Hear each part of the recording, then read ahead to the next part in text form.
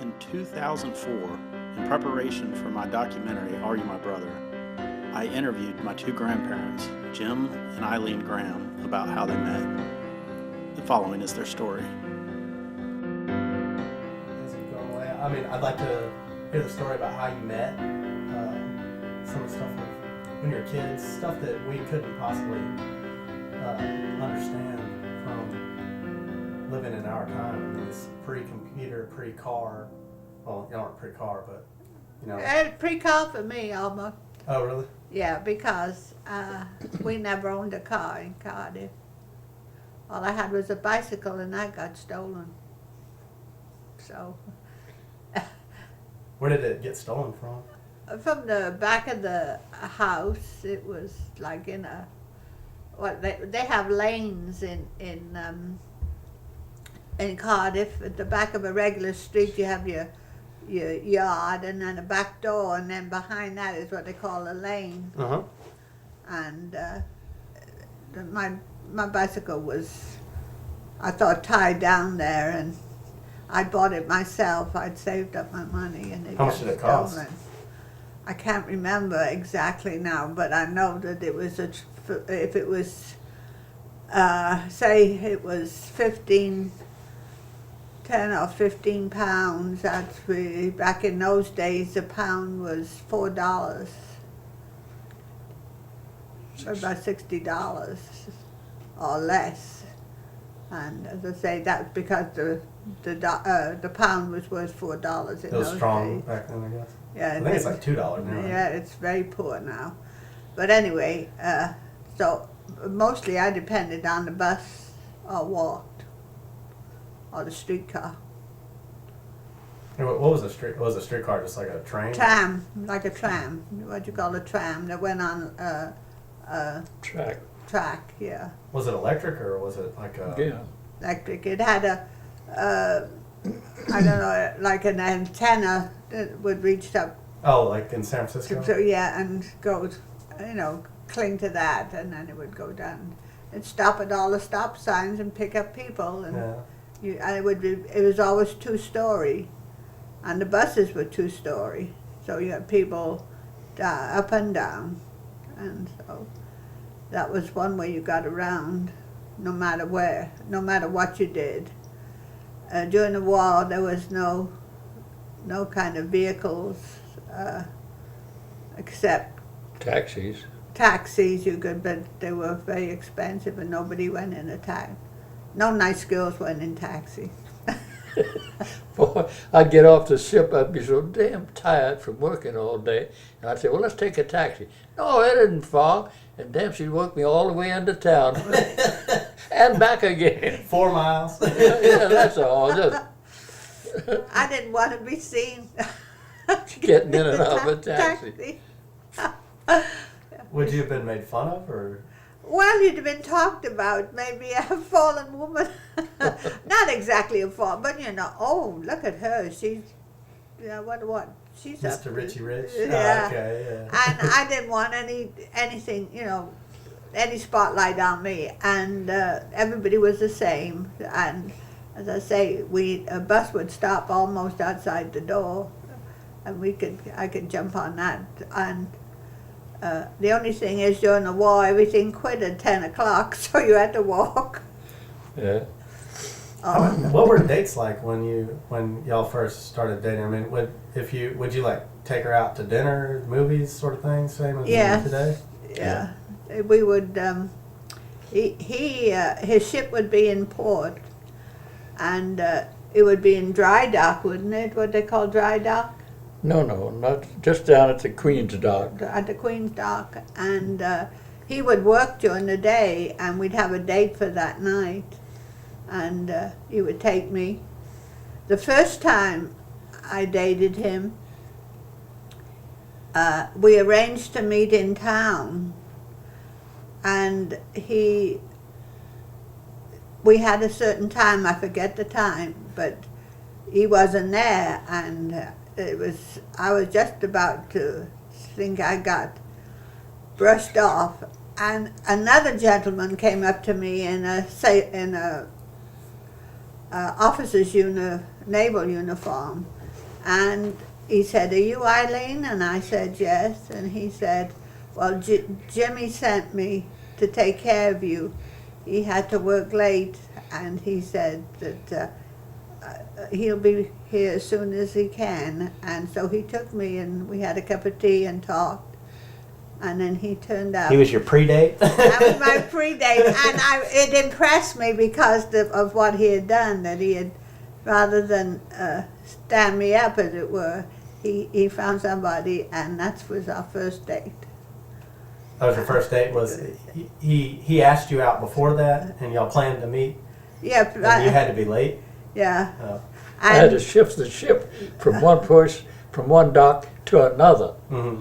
So I had to be on board to get the engine started and make it go. So that was, and he stayed in port about, Cardiff was a big seaport, and he stayed in port about 12 days, and we more or less dated that time. And when he left, he didn't really know where he was going, because you never knew when he would come back or where he would go. He'd have to depend on where the ship had to go.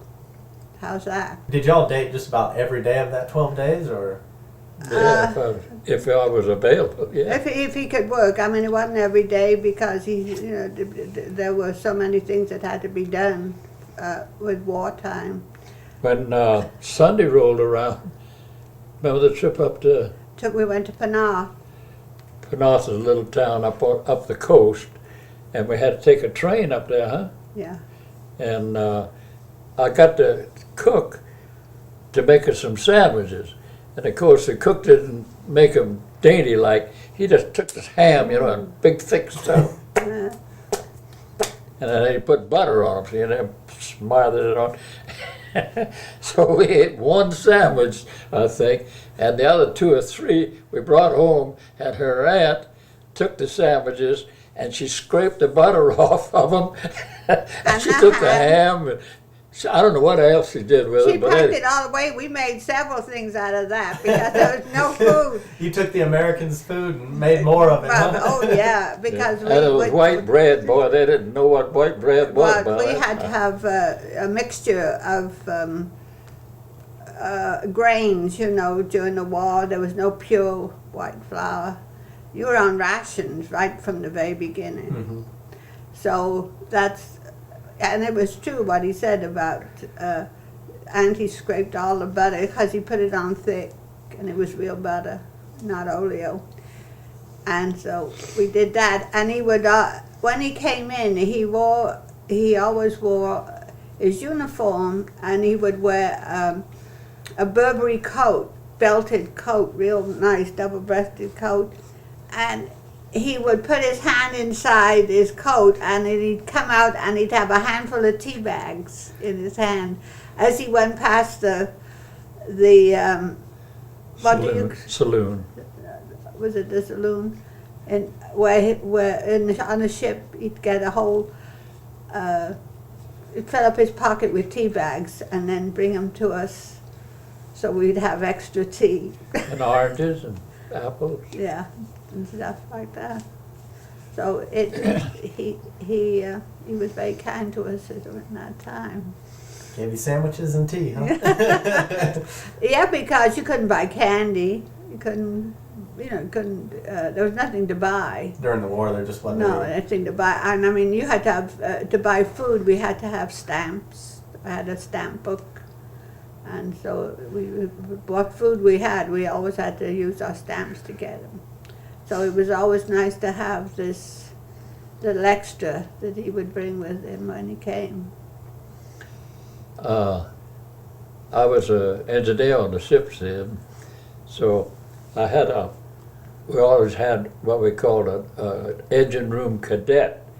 Now that was part of the regulations during the war, that you had to carry a cadet, one on deck and one down below. So we had a young fellow on there, I guess he was about 18 years old, and he had a little uniform to show that he was. So I told him, I want you to go up to the the place where you can get tickets or whatever you call them for extra rations. I guess he called them ration tickets. And he said, okay. So I just told him to go. Well, he went up and got on his uniform. He took the whole darn day off. But he actually got the ration tickets. And It was for clothes, remember? Not yeah, for the food. clothes ration. It was because everything was rationed. So I got her a whole bunch of ration tickets. Just to buy some extra clothes.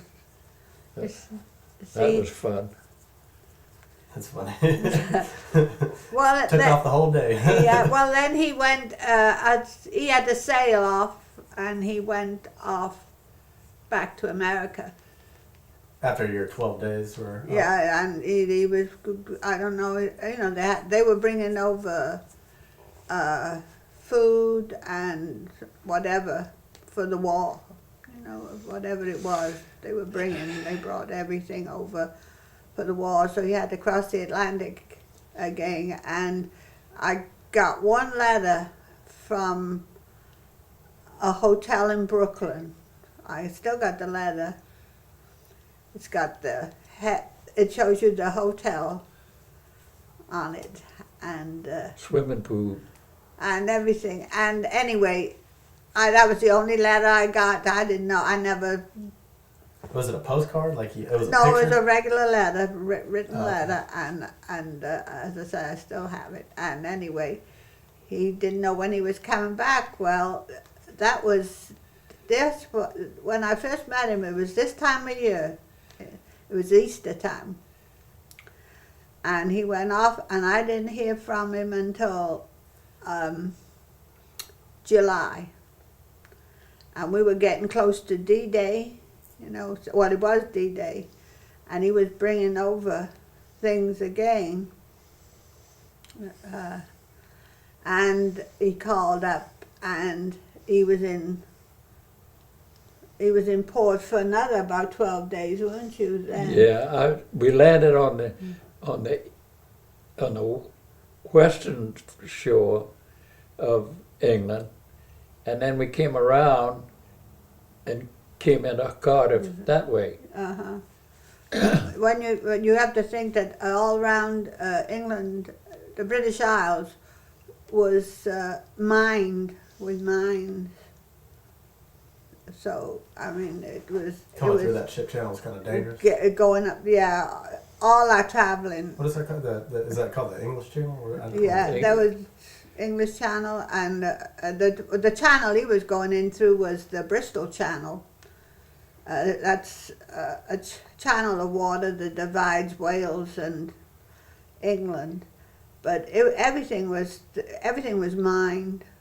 The waterways. I mean, they knew where they were if they didn't get loose, of course, but everything was mined. And were the mines set by the British, and so they would tell you where they were at? No, They were mined by the Germans. by the German. One of those damn mines popped loose. See, they put them on the floor of the seabed with a chain on them, up to the point where a ship would hit them. Well, one of them broke loose and was floating on the top. Well, the first ship went by, and he would radio back to the other ships coming up the way, and let's see what they call them, the sailors on board, U.S. Navy soldiers, sailors, were assigned to the ship as a guard, and they came up and they had some rifles, and they were shooting at them. Every ship had these on them, see, and they were shooting at them, trying to hit those little things sticking out from the mines, The triggers? Huh? Was that what triggered them? Yeah, little triggers, see, and they couldn't hit it. None of them can hit them. But you'd see all the ships come up and they go like this and go around them, circle around them. Finally, after about 2 or 3 ships went by, one of them hit it and boom! But that was a key day in the annals of the war. Yeah, was avoiding those. Yeah. And you see, there were some British ships that would do coastal sailing around, having, just bringing stuff to different places. You have to realize the British Isles is very small, and in comparison with like here, and so and it was filled with men, soldiers. D-Day, prior to D-Day, I mean, there was so much going on. And, but anyway, he came in and unloaded. Were you aware at the time that it was part of D-Day? Was that some secret, or was that? No, that was already D-Day. D-Day was 6th of June, because that was 44. We met in 19... Oh, so the D-Day had already started, yeah, and then there was the hustle and bustle. but Okay. yeah, it was really going... It was all in preparation. Everything for several years was being built up, and England was the start-off point, the jump-off, and they had towed gliders, for example, and the men would be in the glider, and they'd go down the thing, and then get up in the air, and then go over to France and cut loose and go in. But they had artillerymen, infantry, everything. Boy, they were all. And when D-Day did come in, it just emptied England of U.S. troops, and then the British took off, and they had airfields all over England. England. Southern England was one massive Yeah. airfield. Were they turning like normal roads into an airfield? No, No, they had I mean, regular they had- airfields. they built concrete airfields. They built Airfield, and there's still concrete over there today. It was with the from the war. airfields because prior to me meeting him, the war was going on, and the RAF, which was the Royal Air Force, they kept us alive Mhm. with very few planes. I mean, they got shot down and they couldn't build them. That's why we had to have America come in. Those guys, those aces and pilots that were flying those planes, they covered us for a couple of years there. I mean, I saw dogfights, what they call dogfights in the air with planes fighting. And of course, every night the sirens would go.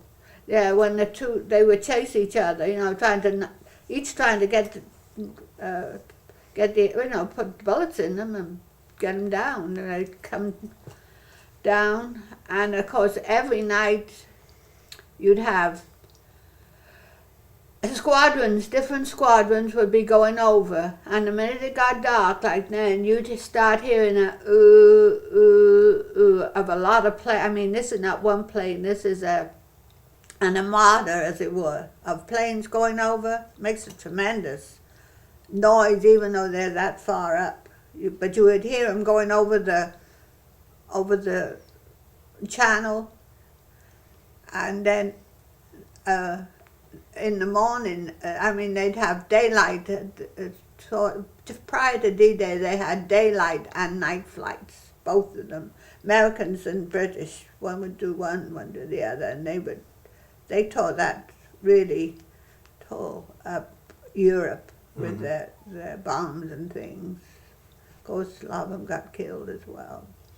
But anyway, going back to him, he stayed another 12 days, and then he couldn't tell me anything. We didn't make any arrangements about meeting one another or seeing one another, because he said that he couldn't. I didn't know. You couldn't say when you got back home, even if you quit the ship, when you could come back. I mean, there was no definite. It's not like there were schedules.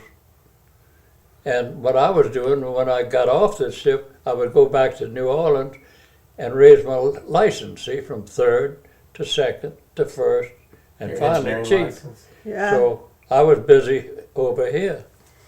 But- And then I got sent to the Pacific. Well, before that, he came. There was one more day in '44 when I saw him. I saw him during that July, and then one night in November, I think it was November, in the middle of the night, there was a tremendous knock on the door.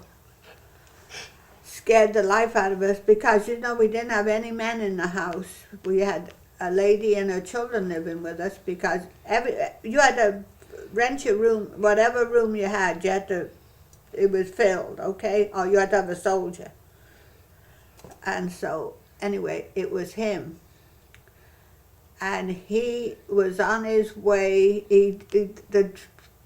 his ship was in Swansea, which is another town, seaport. And he just come to see me and say hello and all that. And I rode the milk train back with him to Swansea and told him goodbye. And there was no seats on the train. We sat on soldiers had their kit bags, you know, down. So we just sat on the bags in the aisle, and that was it. And then he had to get off, and I had to go home. And then I didn't see him. That was '44. I didn't see him. I'm trying to think when it was. He went to the Pacific after that. He was out.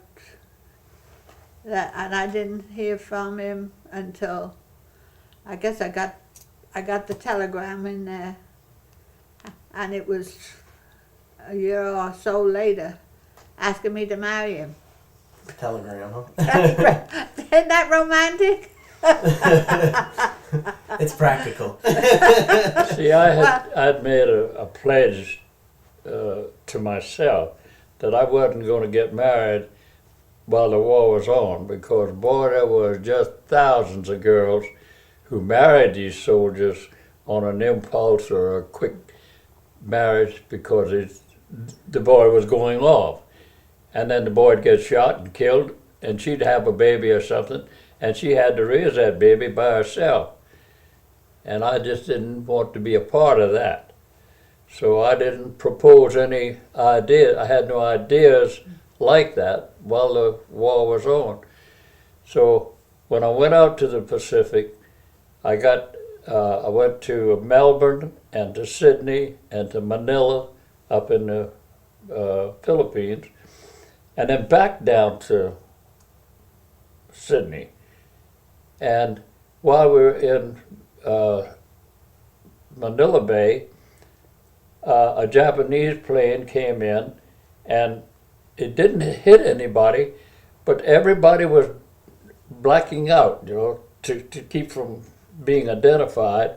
And the ship next to us had a gun crew on there, Navy gun crew, and they had fellas on there that were, you know how you see them sitting in the gun turrets, and they could like this, you know, shoot, and they shot the mast off.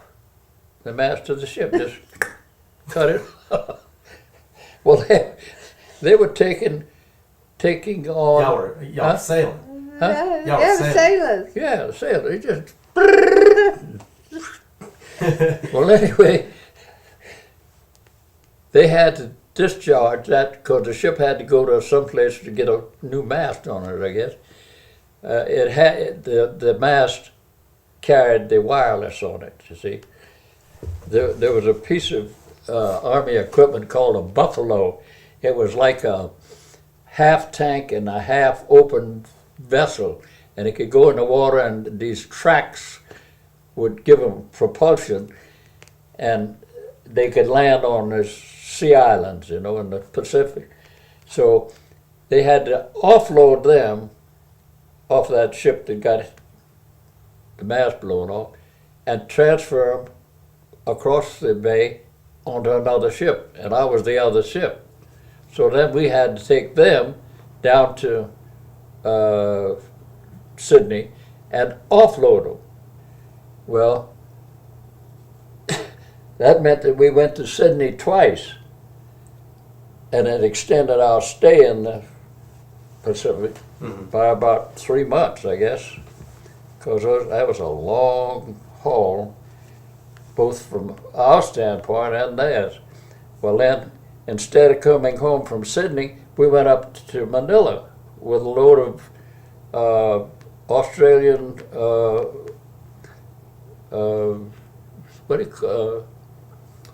sea rations.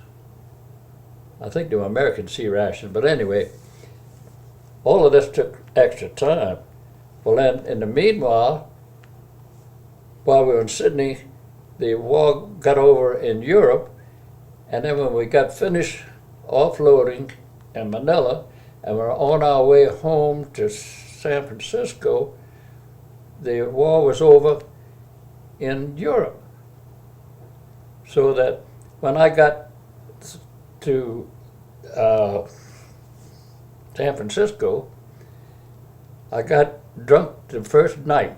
I mean, drunk as a skunk. And I fell through the gangway, and I hurt my knee. And I was limping, boy, it really hurt. And I limped into the Missouri Pacific train station over there, and I said, "Lady, I can't get on the train like I am. Have you got some way that I can get on something a little better than that?" And she said, "Just a minute." And she called up and said, "We have an officer here who's been injured. Can we find something better for him?" And yes, all right, sir, thank you. And she put me in a private, what do you call them? Pullman? In a Pullman with a private bunk, you know. Mhm. And I rode all the way to New Orleans in a private You room. mean to New Orleans? And all the way to New Orleans in a private thing. And it took us 3 days across the country from San You're Francisco. living it up, huh? All because you got drunk. Ah, me. And I had all kinds of company on that shit. But anyway, when I got home, then I said, well, the war's over, and here I am. I don't have a job, nothing. And I got to thinking about it, and I said, doggone it. You had already asked me to marry you when you were in Manila. I got that. Did I ask you? Yeah, you asked me when you were out in the Pacific. You must have been awful lonesome. I think you're mistaken. No, But I got anyway, it for you to show you. No, but anyway, that's how we got engaged. I wrote her a telegram, "Will you marry me?" And you wrote back, "I'm the happiest man alive." Yes, okay. Did you reply to that Yeah, Yeah. I said, yeah. on the telegram?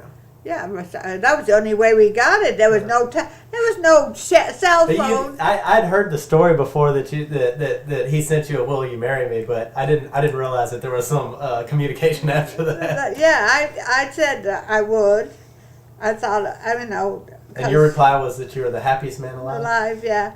But then it was another year and a half. He became a chief engineer. He sat because he didn't know what he was going to do. And he came over, I'm trying to think, he came over, because I was waiting in London for him when he came over. And we got married in the Catholic Church, so we couldn't get married. We had to have his identification that he was baptized, and he is never married. You know, back then they were very strict about that. But he brought he came, as I'm trying to think, I know he came over and I met you. Auntie came with me and we went, it was Manchester. Manchester, we came up the canal. Yeah, and we spent a couple of days together, and then he came back in January, and he had all the papers ready then, you know, the okays, and we got married. January of what year? 1947. 1947. We met in 44, and we got married in 47. But you know, we saw very little of each other in Saw those about a 3 month of each years. other total. So that's why I say you can get married, and Jimmy and I didn't know one single thing about us, because when you meet in those circumstances and in that type of situation of wartime excitement and only seeing one another, a little bit, you don't know one another. So we had to learn about each other after we got married. Well, we had a physical attraction to one another. That was one, I think. The second, that Jimmy gave up the sea right away. And he was fortunate enough to get a job. And it wasn't paying like he did when he was a chief engineer, but we were starting all over. I had not too many big expectations because I'd lived in such bad times during the war. We just really barely, made it during the war. She was 25 then, huh? Yeah, and then Jimmy, I was 29. and I'm trying to think, we didn't expect too much. I didn't expect too much of better things from him, fancy house or anything. Things were real tough as far as living here because there was no houses, for one thing. There were only apartments. Everybody was coming back and starting over. And that was one reason we got along. Everybody was having to get to know one another and make a go of it. And you've heard of the Greatest Generation. Well, I think the guys, all the GIs would come home. Well, their daddies never hung out diapers, but the GIs hung out diapers and helped in the house. It was a different way of life. It's just like yours is a different way of life. But Jimmy and I also didn't have anybody. We didn't live near his parents, and he wasn't that close to them. Well, let's tell them how that came about. We married in January of 47, and I had to come back, see? Well, then when I came back, I made arrangements through the customs service and so forth to bring her with me when I came back the next time. But I had to take a job as a junior engineer with a chief engineer's license. But I did it. And that time, I brought her on board the ship, and instead of occupying another stateroom, which they assigned her to, I had her in my stateroom on the ship. Even though I was a junior engineer, I still had a stateroom. Well, when I would go on watch, Eileen would go down in the saloon, play cards with the gentlemen and so forth, and there was another woman or two on board. No, I was the only woman. Was she the only woman? I was the only woman on the ship. Playing cribbage? I played cribbage with the captain and beat him. The 10 days or so that we had coming over were pretty good because we went straight from England right into the Gulf up to New Orleans.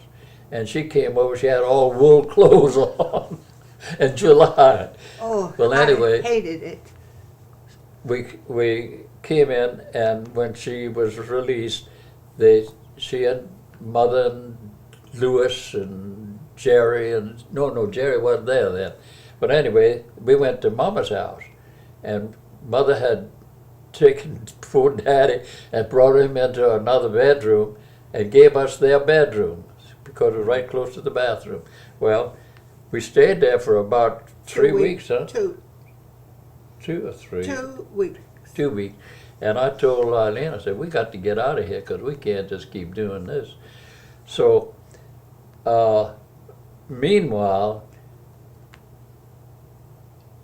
that's why I think we were there longer than that. But anyway, Jerry got a call from the man who was manager of Hartford Steam Boiler.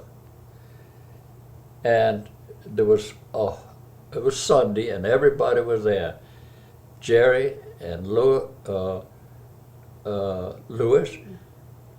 and Joseph, Tommy, a whole damn bunch of us there. And he said, I can't hardly hear you. What's this? and he was talking to him, and they were talking about a golf game. And the man said, "What's all that noise there?" He said, "Well, my brother's home from the sea," and he said, "We're all having a big chat." And the man asked him, he said, "Is he looking for a job?" And he said, "Well, yes, he is." He said, "Put him on the phone." And the man said, "Are you looking for a job?" I said, "Well, yes, sir, I am." He says, "Come see me tomorrow." And that's how I got my job with Hartford Steam Boiler. Well, anyway, to make a story short, I was hired, and in February, they put me on the payroll. And I was moved to Monroe, Louisiana, with Eileen, and Patty was born up there in Monroe. And in November, I told him I quit. I was leaving Eileen at home with a little baby, and the people who were living in the house with us, they were trashy. And I had to be on the road, sleeping over in Vicksburg and other places, and it just wasn't working out. So the chief of my organization said, "Look, Jim, don't quit." He said, "We got a man that's leaving us in Baton Rouge," and he said, "I think you'll like that area down there better." So I talked to Eileen, and she said, "Well, we can give it a try." So that's how we came to be in Baton Rouge, is because the chief moved us down here, and she came down, she made friends right away. Well, I didn't exactly make friends, but it was a nicer atmosphere. Where we lived in West Monroe, it was out in the country with a... West Monroe, really. Yeah, West Monroe, and there was nothing there. I had no car, no telephone, nothing. I was just, that's what I say about, well, you know who. You don't know what it's like to be just hot, no air conditioning.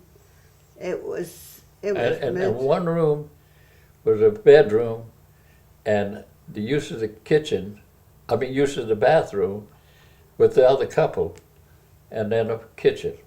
I hated it. But anyway, we came here, and we lived in a couple of apartments for a long time.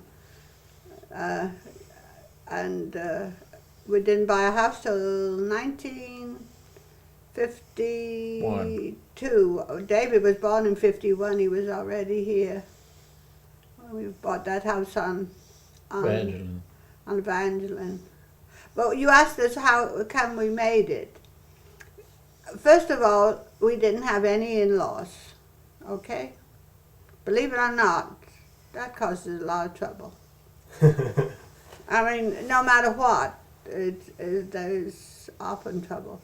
But Jimmy's mom was asthmatic, and she couldn't do anything, so they never bothered us. I didn't have anybody.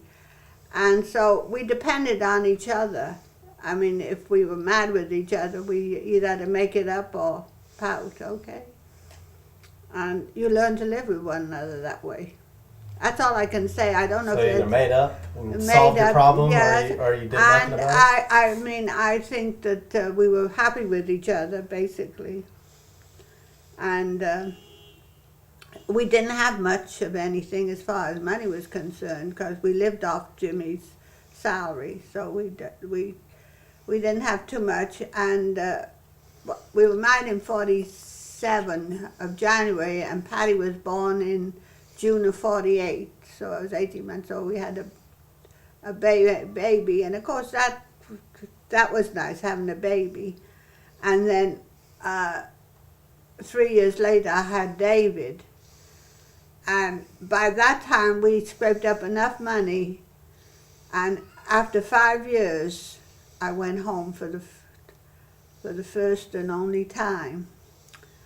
And I took David with me, as you know. And Patty stayed with Aunt Willie. Now, Aunt Willie and I bonded right away. Both of us liked one another. So I felt like I had a friend with her.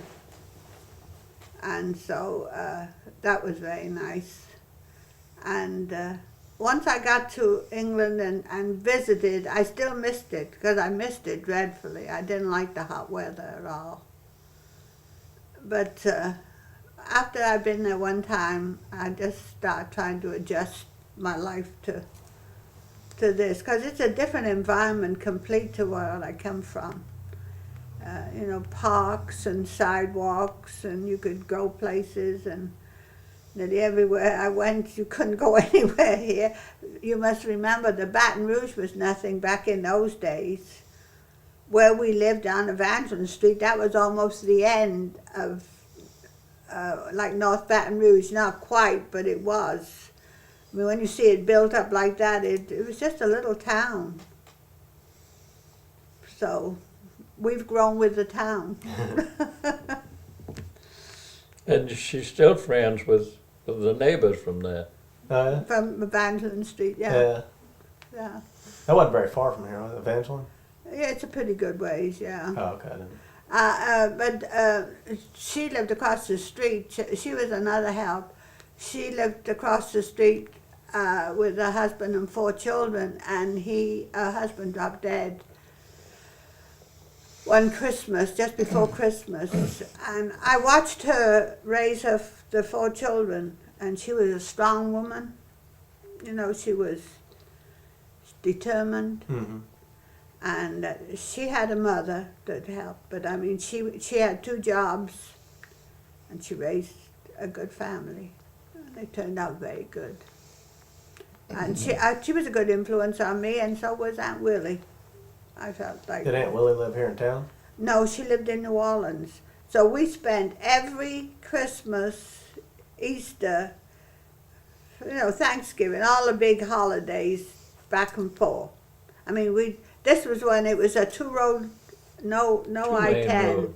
just airline highway, and it was 2-lane, and take you forever to get there. But we would spend, and I mean, we'd all cram in the little houses. Did they have that same bridge going over the the Pontchartrain? Mm-hmm. Oh, okay. I didn't know if you went around. No, I don't know. I don't know if did they have that, or they were building it. We went down airline. Their first house they Yes, lived we in. went in on I know what he's talking about. The new 10 was not built yet. We went in the old 10, The old airline. 90. Yeah, Route 90 going in there. Did it go? It went a different route to where it was longer, or? Well, I was going to say it was. It just went all the way down to. I remember. We used to remember as we got closer to New Orleans, there was a bowling alley. There was this. It was so different to what I-10 is now. Yeah. You know what I'm talking about? Just old places, old. 2-lane Avenue. You know where 2-lane Avenue is? Well, that was the beginning of that highway. And you just kept going right out 2-lane Avenue, came right on up here. But Aunt Willie and them lived in a little house as we got closer into New Orleans, in a house on Palm Street. And she lived there with Jerry and her 2 boys. She just had the 2 boys then, Bruce and, Larry and Mike. And it was 2 bedrooms and a living room and a kitchen. And we'd all pile in there. I mean, we'd have dinner. And they really felt they went uptown. They went to live out in Gentilly Woods. And that's when they, this is after the war. I don't know if I can explain. There was nothing before. So they had to do a lot of building after the war. So this was a big subdivision in Gentilly Woods, and I think you could, if you put down $700 or $800, you could move into a new house and have a big mortgage. But everybody, Huge mortgage. yeah, and it was full of GIs, ex-GIs, and so you have a big group of people. Neighborhoods of families. GIs. Yeah, all those GIs. Yeah, it was none of the yuppies back in those days. Everybody was trying to trying to get a lot of the men were going back to school. Making it for themselves. Right? Yeah, and going back to college and trying to get a degree, and sometimes the wives would work, and you'd have the kids. But it was a nice, warm time. I always felt, because everybody Felt was safe. same people. Everybody was in the same boat, as it were. Yeah. But that's chapter 1. Oh dear.